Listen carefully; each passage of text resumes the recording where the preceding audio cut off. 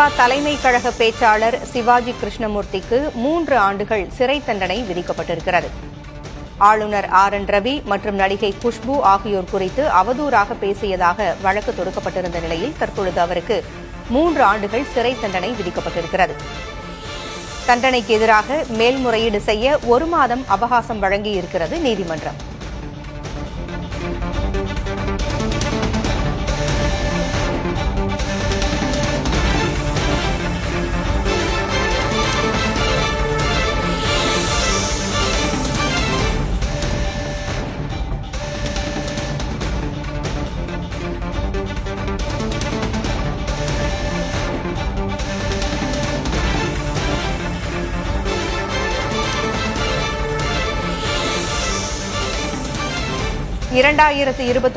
ஆண்டு கொடுங்கையூரில் நடைபெற்ற திமுக பொதுக்கூட்டத்தில் ஆளுநர் RN ரவி மற்றும் நடிகை குஷ்பு குறித்து அவதூறாக பேசியதாக திமுக தலைமை கழக பேச்சாளர் சிவாஜி கிருஷ்ணமூர்த்தி மீது வழக்கு தொடுக்கப்பட்டிருந்தது.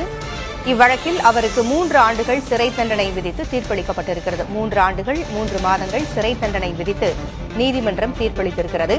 தண்டனைக்கு எதிராக மேல்முறையீடு செய்ய 1 மாதம் அவகாசம் வழங்கியிருக்கிறது நீதிமன்றம்.